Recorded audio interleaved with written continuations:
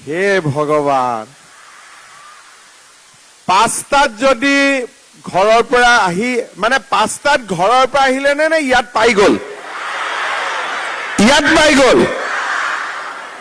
আৰু ঘৰৰ পৰা কেইটাত ওলালে? 3টা বজাত। 4টা বা 3টাত। তেতিয়ালে একদম এটা মনৰ পৰা সঁচা কথা ক'ব, যোৱাকালি ৰাতি আপোনালোকে শুলে নে নুশুলে?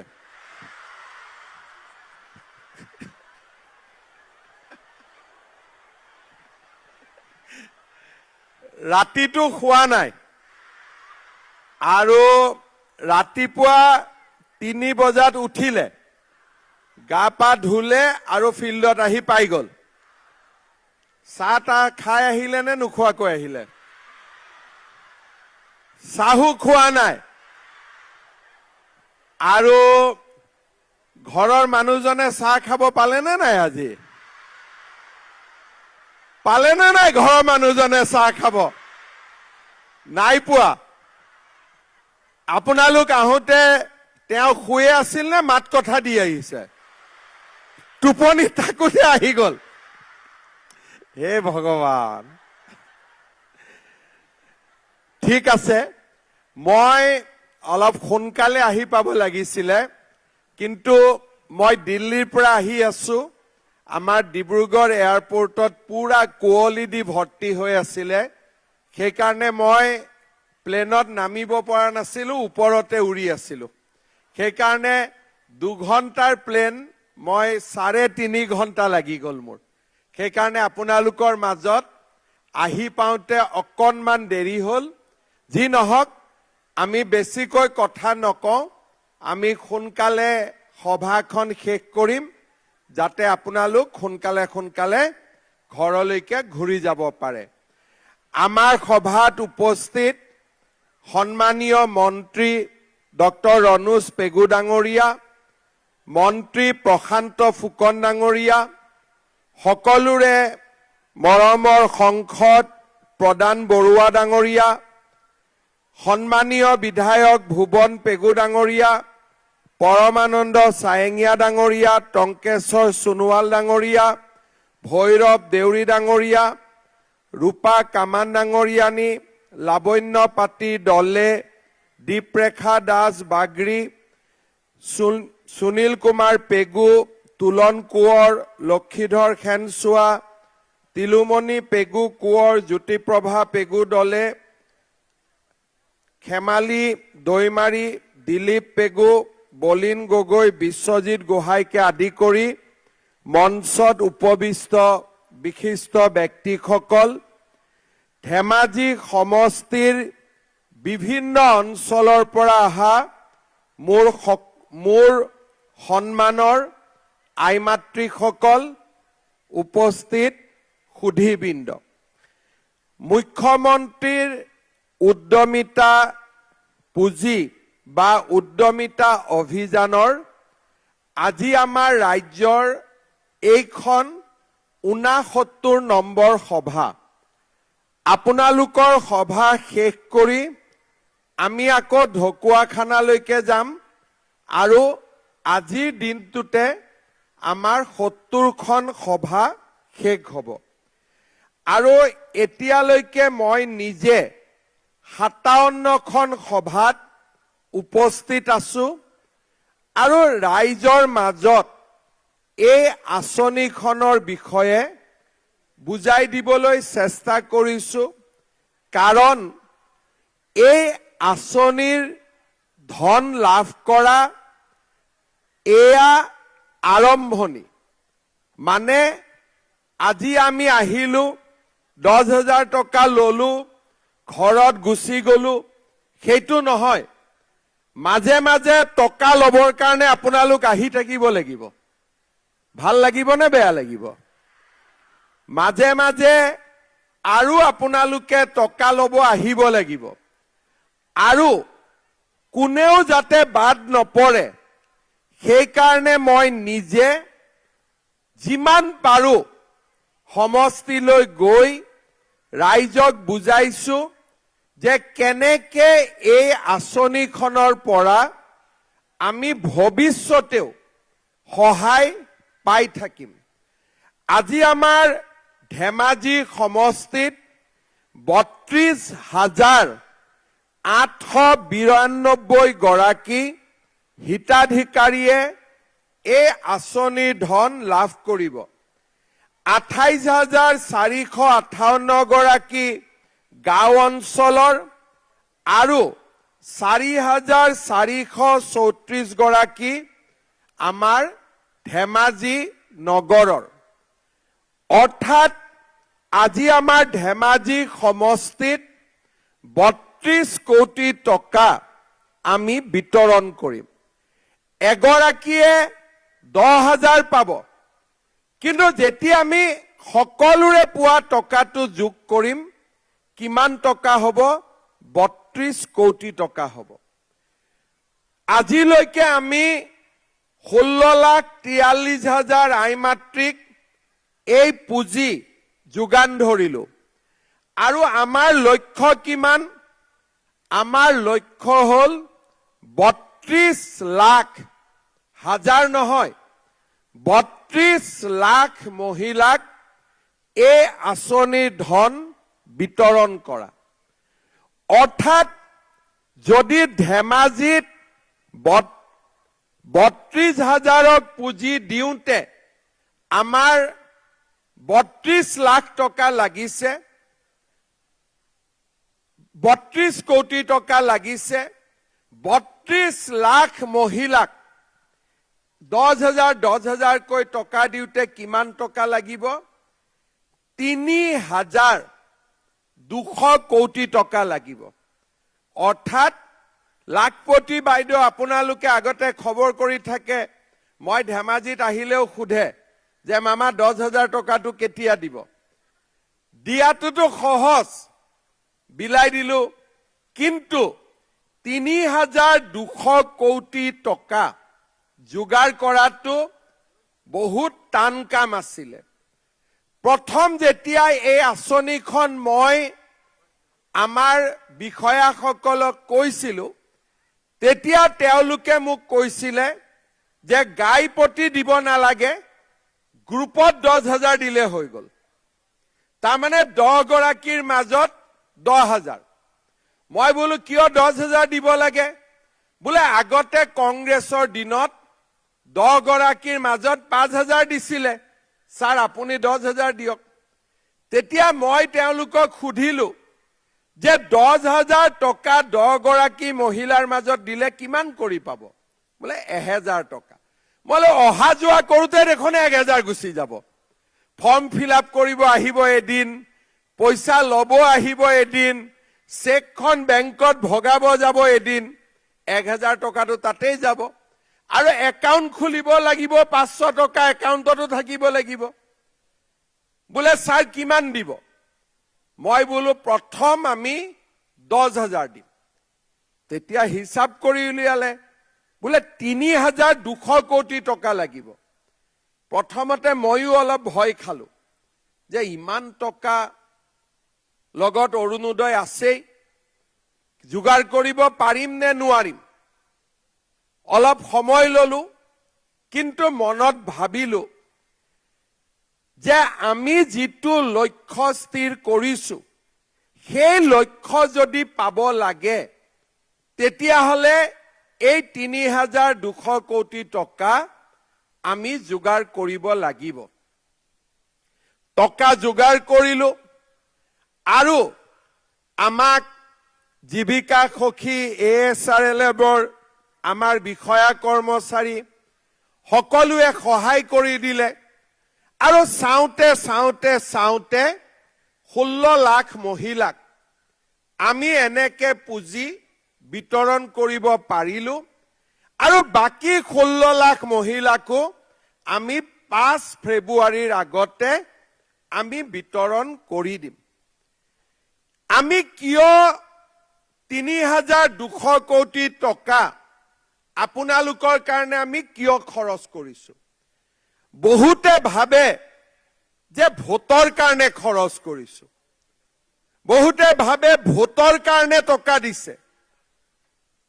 ভোটৰ কাৰণে টকা আমি দিব নালাগে, কাৰণ ৰাইজে বিজেপিক এনেও ভোট দিব। দিবনে নাই আপোনালোকে বিজেপিক ভোট? কোনে কোনে বিজেপিক ভোট নিদিয়ে হাত দাঙকচোন। কোনে কোনে বিজেপিক ভোট নিদিয়ে হাত দাঙক।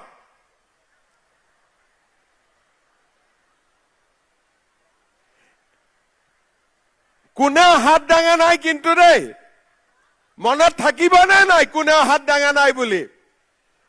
এইবাৰ কোনে কোনে বিজেপিক ভোট দিব তেওঁলোকে হাত দাঙক। চক সকলোৱে হাত দাঙিছে যে বিজেপিক ভোট দিব। সেইকাৰণে আমি ভোটৰ কাৰণে এই আঁচনিখন অনা নাই। এই আঁচনিখনৰ উদ্দেশ্য হৈছে আপোনালোকক লাখপতি বাইদেউ নিৰ্মাণ কৰা। ৩২ লাখ মহিলা যদি লাখপতি বাইদেউ হয়, আমাৰ অসমৰ কিমান পৰিৱৰ্তন হ'ব। প্ৰত্যেক বছৰে ৩২,০০০ কোটি টকা আমাৰ অসমত থাকি যাব। নহলে কণীও বাহিৰৰ পৰা আনো, কাপোৰো বাহিৰৰ পৰা আনো, খোৱা তেল, খোৱা গাখীৰ সব আমি অসমৰ বাহিৰৰ পৰা আনো। কিন্তু আপোনালোক সকলোৱে যদি সৰু সৰু এটা এটা কামো কৰে, আমি কলিকতা গুজৰাটত যি টকা পঠাও সেইখিনি আমাৰ অসমতে থাকি যাব। আজি গাখীৰ ক'ৰ পৰা আহে? আমুল গাখীৰ গুজৰাটৰ পৰা আহে। ৰাতিপুৱা কণীবিলাক ক'ৰ পৰা আহে? পশ্চিমবংগৰ পৰা আহে। পিন্ধা কাপোৰবিলাক ক'ৰ পৰা আহে? গুজৰাটৰ পৰা আহে। আমি আজি অসমত আমাক দৰকাৰী বস্তু ৯০% আমি বাহিৰৰ পৰা আনো। তাৰমানে মাহত আমি যিকেইটা টকা দোকানত দিওঁ, দোকানীয়ে বস্তু অসমৰ পৰা নিকিনে, বাহিৰৰ পৰা কিনি আনে। সেইকাৰণে আমি ভাবো যে অসমত যদি সৰু সৰুকৈ ৩২ লাখ মহিলাই কিবা এটা কামতো হাত দিয়ে, যদি দিনটোত আপোনালোকে হাঁহ কুকুৰা পুহি ৩টা কণীও যদি আপোনালোকৰ ঘৰত ৰাতিপুৱা পাব পাৰো, তেতিয়াহ'লে দিনত আমি ১ কোটি কণী পাম। আমি তেতিয়া বাহিৰৰ পৰা কণী কিনিব নালাগে। সেইবাবে আমি চিন্তা কৰিলো যে আমাৰ বাইদেউসকলক আমি লাখপতি বাইদেউ বনাম। লাখপতি বাইদেউ মানে কি?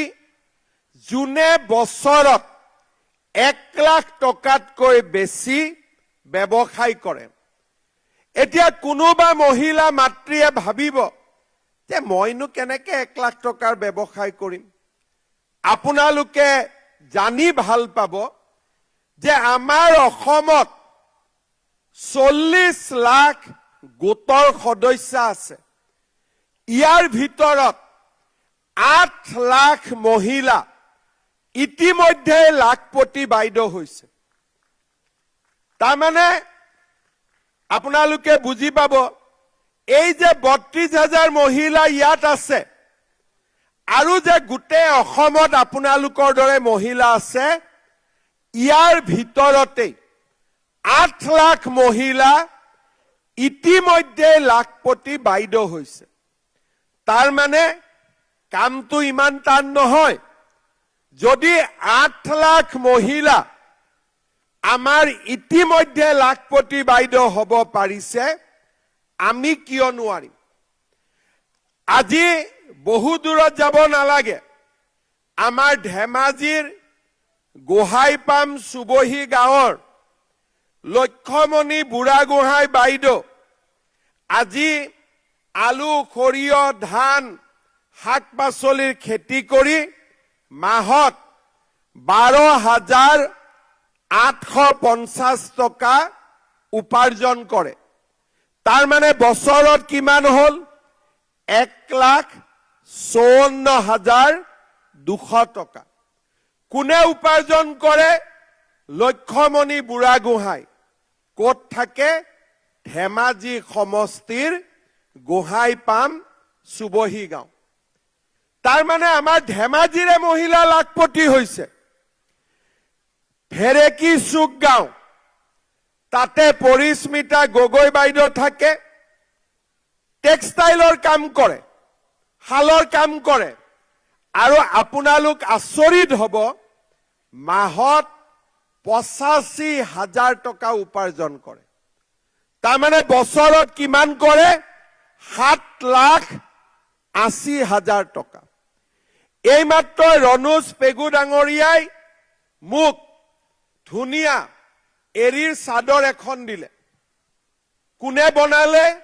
আপোনালোকে বনাই দিয়া আজি ধেমাজি জিলাত ধেমাজি মহকুমাত কিমান লাখপতি বাইদেউ আছে 2,300 আকৌ বেছিয়ে মোৰে ভুল হৈ যায় 23,421 গৰাকী আমাৰ লাখপতি বাইদেউ আছে ধেমাজি জিলাত কোন কোন মই কেইটামান নাম গাই দিছো 1 নম্বৰ গোবিন্দপুৰ গাঁৱৰ বুধেশ্বৰী বসুমতাৰী 1 নম্বৰ গোবিন্দপুৰ গাঁৱৰ সবিতা বসুমতাৰী পদুমণিৰ মাধৱী দত্ত গোবিন্দপুৰ গাঁৱৰে ভন্তি সূত্ৰধাৰ হাইজৰাগুৰি জুনমণি সোণোৱাল গেৰমেৰ জুনু নাৰ্জাৰী ধুনাগুৰি আহোম গাঁও বিষ্ণুমায়া চেত্ৰী কটুৱাল ধনচিৰিপুৰ চলচলি মধু বসুমতাৰী হাইজৰাগুৰি ফুলেশ্বৰী বসুমতাৰী মোহিনী মাঝি জোনাকী মাঝি মুনাই মুছাহৰী সুগৰ্ণবাৰী দীপালী বসুমতাৰী হাইজৰাগুৰি ৰচিলা বসুমতাৰী ধনচিৰিপুৰ চলচলি লাজুকী বসুমতাৰী হাইজৰাগুৰি কৰবী বসুমতাৰী ধনচিৰিপুৰ চলচলি সোণাচাই নৰ তৰাজান নেপালী গাঁও কল্পনা চেত্ৰী চলচলি সত্যৱতী বসুমতাৰী হাইজৰাগুৰি কুচামুতি মাঝি এই গোটেই কেইগৰাকী বাইদেৱে বছৰত 2 লাখৰ পৰা 3 লাখ টকা উপাৰ্জন কৰে তাৰ মানে এই সকলো বাইদেৱে যদি লাখপতি বাইদেউ হ'ব পাৰিছে চৰকাৰে সহায় কৰিলে চৰকাৰে ৰাস্তা দেখুৱালে আপোনালোকো লাখপতি বাইদেউ হ'ব পাৰিবনে নোৱাৰে নোৱাৰিব কোনেও মাত দিয়া নাই নোৱাৰিব নেকি কোনে কোনে পাৰিব হাত ডাঙক তেতিয়ালে অলপ ডাঙৰ কৰি কওক আপোনালোকে পাৰিবনে নোৱাৰে পাৰিবনে নোৱাৰে পাৰিব আৰু এই আঁচনিখন আমি কিয় কৰিছো যাতে আপোনালোকো লাখপতি বাইদেউ হ'ব পাৰে আমি কেনেকে লাখপতি বাইদেউ হ'ম প্ৰথমতে আজি আমি 10,000 টকাৰ চেক লম নে নললেও হ'ব আজি নললেও হ'ব নেকি বাইদেউহন লাগিব না নালাগিব আজি এতিয়া 10,000 টকাৰ চেকখন লৈ গৈ বেংকত জমা দিম আৰু এই টকাটো আমি কেনেকে ব্যৱহাৰ কৰিম প্ৰথম আমি টকাটো ললো গ্ৰুপৰ সদস্যসকল লগ লাগিলো টকাটো গোটৰ একাউণ্টত দিলো যাক যেনেকে দৰকাৰ গোটৰ পৰা টকা ধাৰ ললো আৰু আমি ব্যৱসায় কৰিলো 2 কিছুমানে গোটত দিব কিছুমানে ভাবিব যে আমি গোটত নিদিও কোনো কথা নাই আমি কি কৰিম নিজে টকাটো ব্যৱহাৰ কৰিম হাঁহ কুকুৰা ছাগলী তাঁতশাল মৌমাখি সৰু দোকান সূতা কিনিলো, নিজৰ ঘৰৰ ফিচাৰীৰ বাবে মাছ কিনিলো। আমি ধুনীয়া কৰি 10,000 টকাটোৰ ব্যৱহাৰ কৰিলো। 3 নম্বৰত কিছুমান মহিলাই ভাবিব যে মই নিজে কৰিম, টকাটো যদি আকৌ ব্যৱহাৰ নহয়, বেয়া হৈ যায়, তেতিয়া আমি কি কৰিম? আমাৰ ঘৰৰ মানুহজনৰ যি ব্যৱসায় আছে তাতে আমি এই 10,000 টকাটো লগাই দিম। ঘৰৰ দোকান আছে, ৰিক্সা ভাড়াত চলাই ৰিক্সা এখন কিনি ল'ম। পাইকাৰী ব্যৱসায় কৰে, ব্যৱসায়ত 10,000 টকা দিম। 2টা গৰু আছে, আৰু এটা কিনি দিম। আমি ঘৰৰ মানুহজনৰ ব্যৱসায়টো টকাটো আমি খৰচ কৰিব পাৰো। 6 মাহ পিছত আমি আপোনালোকৰ ঘৰত যাম, একেবাৰে ঘৰতে গৈ পাম, আৰু ঘৰত গৈ আমি আপোনালোকক সুধিম যে বাইদেউ 10,000 টকাটো ক'ত খৰচ কৰিলে? গোটত দিলে, নিজে কিবা কৰিলে, নে মানুহজনৰ লগত কিবা কৰিলে? বোলে নহয় নহয়, গৈ থাকোতে ঘৰত মোবাইলে নাছিল, মোবাইল এটা কিনি ললো। কিছুমানে কব যে বিহু আহিয়ে গল, কাপোৰ কিনি ললো নহয়।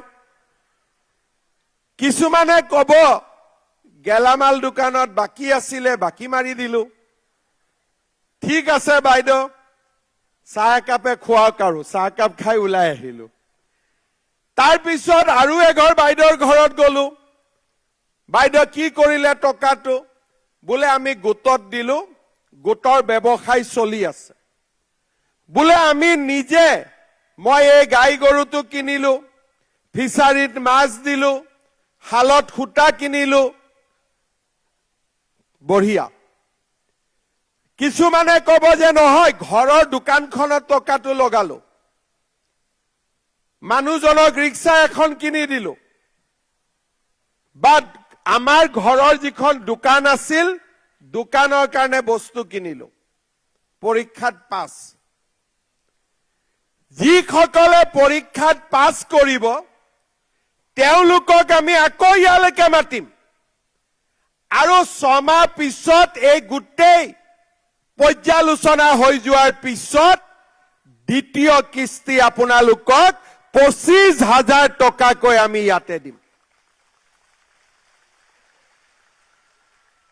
কাক কাক লাগিব 25,000? নালাগা কোন কোন আছে মোক কওকচোন। লাগিব? ঠিক আছে। 25,000 টকা আমি ললো। লোৱাৰ পিছত তৃতীয় বছৰ, প্ৰথম বছৰ 10,000 পালো, দ্বিতীয় বছৰ 25 পালো, তৃতীয় বছৰ আমি আপোনালোকক সুধিম যে বাইদেউ 25,000ও পালে, 35,000 হল। বোলে এতিয়া মোৰ ব্যৱসায়টো ডাঙৰ হল, এতিয়া মই দেখুৱাব পৰা হলো, গৰু আছে, মাছ দিলো, দোকান ডাঙৰ হল। তৃতীয় বছৰ আমি আপোনালোকক আকৌ মাতিম, আৰু তৃতীয় বছৰত আমি আপোনালোকক 50,000 টকাকৈ আমি আপোনালোকক দিম। মই দেখিছো 50,000 লগা মহিলা ইয়াত কম আছে। 10,000 লগা আছে, ৰাতিপুৱা 5টাতে আহিছে। 25,000 লগাও আছে, কিন্তু 50,000 লোৱা মহিলা কম আছে অলপ। লাগা কিমান আছে? 50,000। বঢ়িয়া। এতিয়া 10 পালো, 25 পালো, 50 পালো। তাৰ পিছতো যোনে আমি ভাল কৰি কাম কৰি থাকো, আপোনালোকক আমি বেংকৰ লগত চিনাকি কৰাই দিম, আৰু তাৰ পিছত বেংকে আপোনালোকক 1 লাখ 1.5 লাখ টকা লোন দিয়াৰ ব্যৱস্থা কৰিব। সেইটো কিন্তু ঘূৰাই দিব লাগিব। 10,000টো ঘূৰাই দিব নালাগে, 25,000টো ঘূৰাই দিব নালাগে, 50,000টো ঘূৰাই দিব নালাগে, কিন্তু বেংকৰ পৰা যি দিম সেইটো ঘূৰাই দিব লাগিব।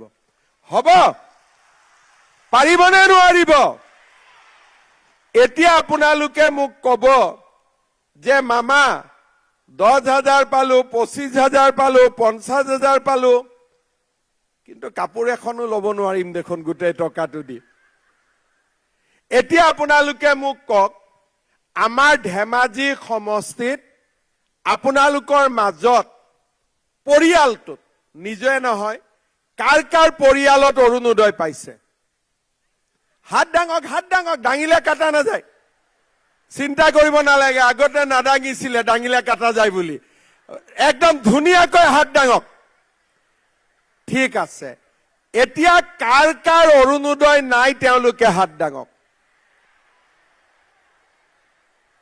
ঘৰত থাকিলে হাত নাডাঙিব যাৰ একেবাৰে ঘৰত নাই তেওঁলোকে হাত ডাঙক যাৰ ঘৰত এটা অৰুণোদয় নাই ঠিক আছে আজি মই ৰনোজ পেগুক আৰু 2,000 মহিলাৰ কাৰণে অৰুণোদয় দি থৈ যাম হ'ব 32,000 অৰুণোদয় পাই আছে আজি আৰু 2,000 যোগ কৰি দিম 34,000 মহিলাই অৰুণোদয় পাব এতিয়া আপোনালোকৰ বিহুত কাপোৰ এখন ল'ব মন যাব অহা মাহৰ 20 ছেপ্টেম্বৰত মই আকৌ আপোনালোকক কি দিম অৰুণোদয় পোৱাসকলক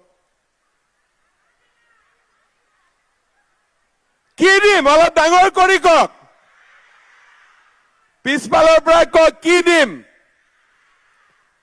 এই 8,000 আপোনালোকে নিজৰ মতে খৰচ কৰিব এই 8,000 আমি চেকিং কৰিব নাহো এই 8,000 আপোনালোকক দি দিছো এইটো আপোনালোকে নিজৰ মতে খৰচ কৰিব ভাল হ'ব নে বেয়া হ'ব যোনে যোনে ভাবে ভাল হ'ব বুলি অলপ ডাঙৰ কৰি কওক আৰু 20 তাৰিখৰ আগতে বাকি 2,000ও জলদি জলদি নাম সোমাই লওক যাতে তেওঁলোকেও পাব পাৰে 8,000টো হয়নে নহয় এতিয়া আপোনালোকে চাওক লাখপতি বাইদেউ হোৱাৰো সুযোগ দিছো লগতে বিহু খোৱাৰো ব্যৱস্থা কৰি দিছো দুইটা কাম কৰি দিলো না নিদিলো লগতে মোদী ডাঙৰীয়াই আমাক কি দিলে বিনা পইচাত চাউল দিলে আমি আপোনালোকক কি দিলো যোৱা মাহত 117 টকাত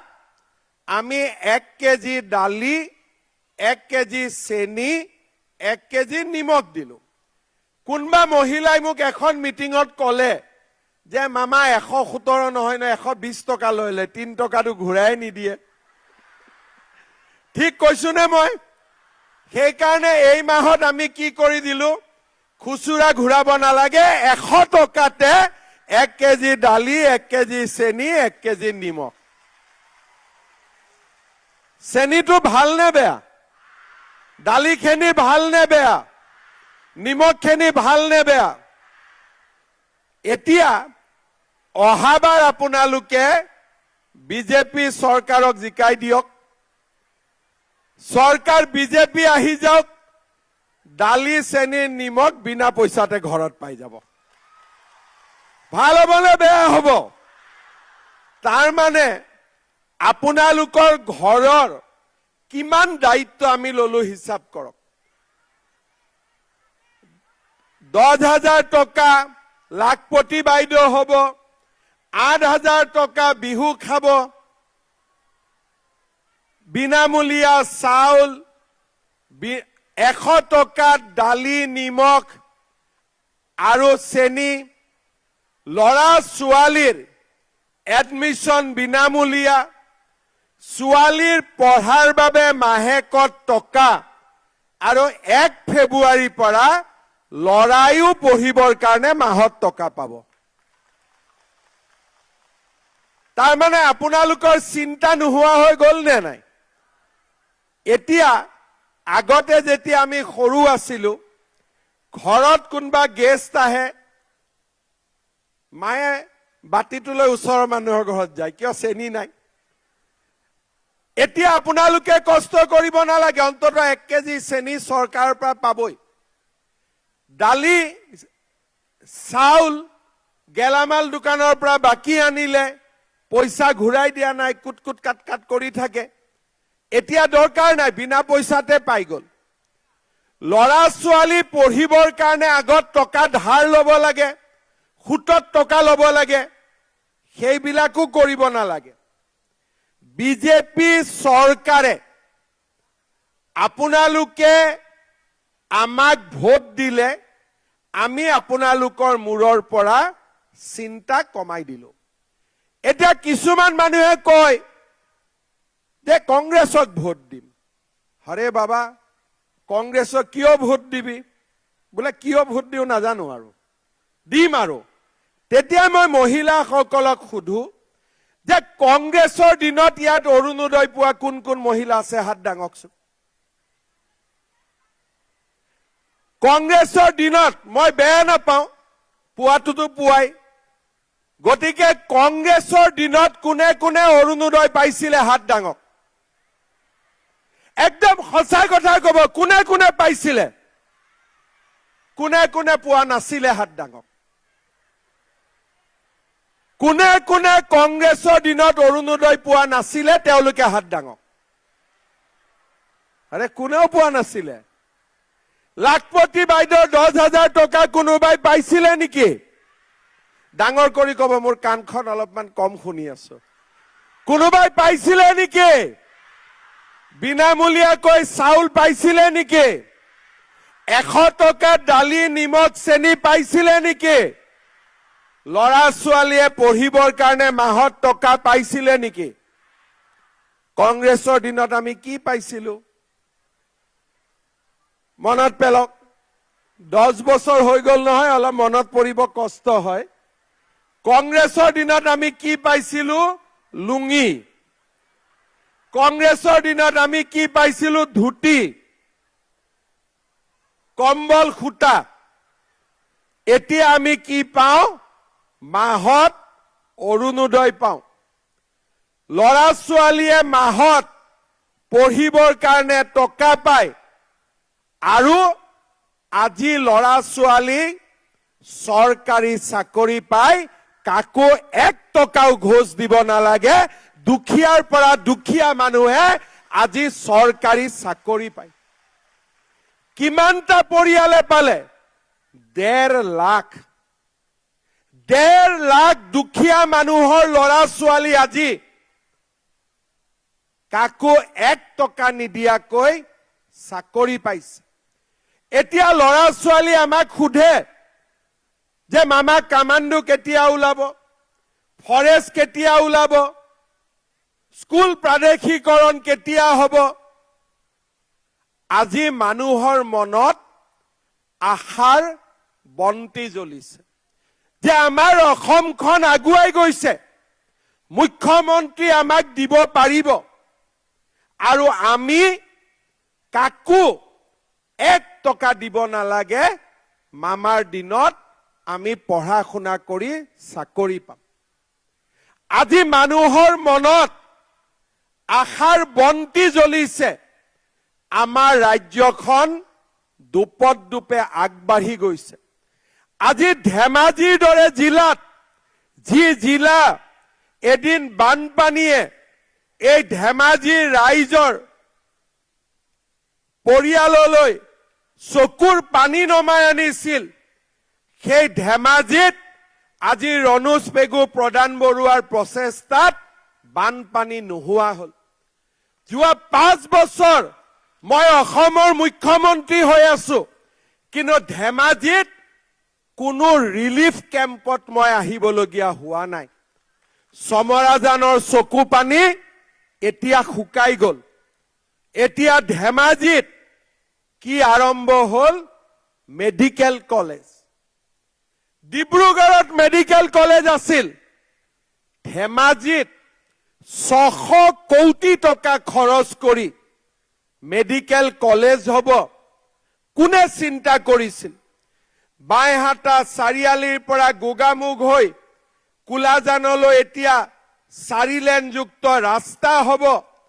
নন কেডেষ্ট্ৰেল গাঁৱত 36খন গাঁৱত মাটিৰ পট্টা পাব। 56,000 পৰিয়ালে ৰেচন কাৰ্ড পাইছে, 11,000 পৰিয়ালে PM কিষাণ পাইছে, নিযুত মইনা আঁচনিৰে ধেমাজিৰ 6,769 গৰাকী ছাত্ৰীয়ে আজি মাহিলী পঢ়াৰ খৰচ পাইছে। আজি অলপ পিছফালে ঘূৰি চাওক, 46 কোটি টকাৰে ষ্টেডিয়াম নিৰ্মাণ হৈছে ধেমাজিত। যি মানুহে কল্পনা কৰিব পৰা নাছিলে ধেমাজিলৈ পৰিৱৰ্তন হ'ব, আজি ধেমাজিত আমাৰ 50 কোটি টকাৰে আজি ধেমাজিত নতুন DC কোড হৈছে। ধেমাজিৰ হাইস্কুল বিলাকক 5 লাখ 10 লাখ নহয়, 8 কোটি টকাৰে আমি নতুনকৈ আজি নিৰ্মাণ কৰিছো। আৰু আজি আমাৰ ধেমাজিত অকল এয়া ষ্টেডিয়াম নহয়, এতিয়া ক্ৰিকেটৰ বাবেও ষ্টেডিয়াম হ'ব। আজি জীয়াঢল নদীক বানপানীৰ পৰা মুক্ত কৰা হৈছে। ধেমাজিৰ তেলিজানৰ পৰা ঢকুৱাখানা, বুটিকুৰৰ পৰা ঘিলামাৰা, আজি এই ৰাস্তাবিলাক হৈছে। পানবাৰীৰ পৰা বালিচৰ সংযোগ কৰি জীয়াঢল নদীৰ ওপৰত দলং নিৰ্মাণ হ'ব। আৰু এই ধেমাজিৰ পৰাই আজি চৰকাৰে 2500 টকা মেট্ৰিক টনৰ দাম দি আজি আপোনালোকৰ পৰা চাউল কিনিছে, ধান কিনিছে, সৰিয়হ কিনিছে। কৃষকৰ চকুৰ পৰা চকুৰ পানী মচিছে। মই গৌৰৱ অনুভৱ কৰো যে মোৰ মুখ্যমন্ত্ৰীৰ সময়ছোৱাতে ৰণোজ পেগু প্ৰধান বৰুৱা ডাঙৰীয়াৰ প্ৰচেষ্টাত ধেমাজি জিলা আজি বানমুক্ত হল। যি লখিমপুৰ আৰু ধেমাজি জিলা অসমৰ ভিতৰতে এদিন আটাইতকৈ পিছপৰা জিলা আছিলে, সেই ধেমাজি আজি অসমৰ আটাইতকৈ আগবঢ়া জিলালৈ ৰূপান্তৰ হৈছে। আজি ধেমাজি ৰাইজৰ অৰ্থনৈতিক সামাজিক পৰিৱৰ্তন হৈছে। শ্ৰদ্ধাৰ ৰাইজ, ৰাজনীতি আমি মন্ত্ৰী মুখ্যমন্ত্ৰী হোৱাৰ বাবে কৰা নাছিলো। আমি ৰাইজৰ চকুৰ পৰা চকুলো মুচিব চেষ্টা কৰিছিলো। সৰুতে যেতিয়া আমি ছাত্ৰ সন্থাত আছিলো, প্ৰত্যেক বছৰে চমৰাজানত বান সাহায্যলৈ আহিছিলো। আজি প্ৰধানমন্ত্ৰী ডাঙৰীয়াই আমাক বগীবিল দিলে, পৰিৱেশৰ পৰিৱৰ্তন হল। আজি আমাৰ ধেমাজি জিলা উন্নয়নৰ নতুন দিগন্তলৈ আগবাঢ়িল। ৰাইজৰ মাজত একতা হল, সমন্বয় হল, আন্দোলনবোৰ নোহোৱা হল। ল'ৰা ছোৱালীয়ে পঢ়িব আৰম্ভ কৰিলে, চৰকাৰী চাকৰি আৰু বিভিন্ন কৰ্ম সংস্থাপনেৰে ধেমাজি দৰিদ্ৰ পৰিয়াললৈ আজি পৰিৱৰ্তন আহিলে। লাখপতি বাইদেউ হোৱাৰ সপোন আজিৰ পৰা আমি আৰম্ভ কৰিলো, আৰু এই সপোন আমি সকলোৱে একেলগে বাস্তৱলৈ ৰূপান্তৰ কৰিম। আজি দৰিদ্ৰ দুখীয়া পৰিয়ালে চাউল কেইটাৰ কাৰণে, দালি চেনিৰ কাৰণে কাকো হাত পাতিব নালাগে। মহিলাৰ সন্মান বাঢ়িলে, প্ৰতি মাহত 8 তাৰিখ আহিবই নালাগে। ঘৰৰ মানুহজনে ঘৈণীয়েকক কয়, ঐ মোবাইল চাই থাকিবি দেই, অৰুণোদয় আহিব বুলি। আজি পৰিৱৰ্তন আহিলে, মহিলাসকল সকলোৰে আজি হাঁহি বিৰিঙিলে, আত্মবিশ্বাস বাঢ়িলে। মই আপোনালোকক আহ্বান জনাম, আপোনালোকে চেষ্টা কৰক, চৰকাৰ আপোনালোকৰ লগত থাকিব। আপোনালোক নিজৰ ভৰিৰ ওপৰত থিয় দিয়ক। লাখপতি বাইদেউ হওক, আমাৰ অসমৰ অৰ্থনীতিলৈ এটা পৰিৱৰ্তন আনক। মই বহুত দীঘলীয়াকৈ নকওঁ, আমি সকলো ঘূৰি যাব লাগিব। চেক কেইখন আমি ধুনীয়াকৈ বিতৰণ কৰি দিম সকলো যদি লাইনত যাওঁ চেক কেইখন পোৱা কষ্ট হ'ব গধূলি 7টা বাজিব ইয়াতে গোটৰ সভানেত্ৰী কোন কোন আছে হাত ডাঙক গোটৰ সভানেত্ৰীসকল বঢ়িয়া বাইদেউসকলক মই এটা কাম দিম আমি ভিঅ বাইদেউসকলক চেকৰ টোপোলাটো দিম এটা ভিঅত কিমান থাকে 20টা 22টা গোট থাকে সভানেত্ৰীসকলে কাউণ্টাৰলৈকে যাব আৰু ভিঅ বাইদেউৰ পৰা চেক 10খন বা 12খন হাতত ল'ব আৰু আপোনালোক ইয়াতেই বহি থাকিব আপোনালোকক চেক কেইখন হাতত সভানেত্ৰী গৰাকী আনি দি দিব আপোনালোক উঠি যাব নালাগে সভানেত্ৰী কেইগৰাকী উঠি যাব ভিঅ সকলক আমি ইয়াতে চেক দিম আৰু যোনে আগতে চেক পাই তেওঁলোক আগতে গুছি যাব পাৰিব কিন্তু চেকখন লৈ যাব চেক নলোৱাকৈ গলে আজি ঘৰৰ মানুহজনে বহুত জুকাব আপোনালোকক জুকাব নে নুজুকাব আৰু চেক যদি ইয়াত নলয় বোলে গাঁৱত লম যোনে চেক গাঁৱত ল'ব ফাইন 200-250 টকা লাগি যাব কোনবাই খুধিবই আহোতে খৰচ হল যাওঁতে খৰচ হল 200 দে 50 দে 300 দে খুজিব নে নুখুজিব গাঁৱত গতিকে চেকখিনি ইয়াতে লৈ যাব আমাৰ জিলা উপায়ুক্ত আয়ুক্ত ডাঙৰীয়াই গোটেই ব্যৱস্থা কৰিছে জীৱিকা সখী বাইদেউ SRLMৰ সকলোকে মই ধন্যবাদ জনালো আৰু আমাক এই গোটেই কামখিনি ধুনীয়াকৈ কোনে কৰি দিলে আমাৰ বিধায়ক ৰনোজ পেগু ডাঙৰীয়াই আমাক এই গোটেই কামখিনি ধুনীয়াকৈ কৰি দিলে ৰনোজ পেগু ডাঙৰীয়াৰ কাৰণে এটা ডাঙৰ হাত চাপৰি ভোট দিব নে নাই ৰনোজ দাক কোনে কোনে নিদিয়ে আচ্ছা কোনে কোনে দিব হাত ডাঙক এবাৰ সকলোৱে পাক্কা দিব ৰনোজ দাক মোৰ লগত একেলগে কব ৰনোজ পেগু নৰেন্দ্ৰ মোদী भारत माता की प्रधान बरुआ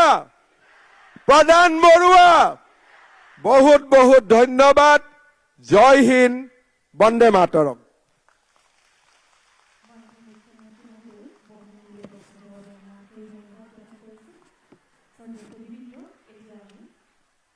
মুখ্যমন্ত্ৰী মহিলা উদ্যমিতা অভিযানৰ অধীনত আত্মসহায়ক গোটৰ সদস্যসকলৰ মাজত আনুষ্ঠানিক চেক বিতৰণ কাৰ্যসূচীলৈ আগবাঢ়িছোঁ প্ৰথমে আমন্ত্ৰণ জনাইছোঁ শ্ৰীযুত বিউটি পাংগিং মা মৌ জীৱিকা আত্মসহায়ক গোট উত্তৰ ধেমাজি গাঁও পঞ্চায়ত শ্ৰীযুত সুমি সন্দিকৈ জোনবিৰি জীৱিকা আত্মসহায়ক গোট বিষ্ণুপুৰ গাঁও পঞ্চায়ত শ্ৰীযুত প্ৰিয়ংকা চুতীয়া সোণোৱাল প্ৰভাতী আত্মসহায়ক গোট বৰবাম গাঁও পঞ্চায়ত শ্ৰীযুত মৌচুমী গোহাঁই গগৈ লথিয়া বৰ্ষা আত্মসহায়ক গোট লতাক গাঁও পঞ্চায়ত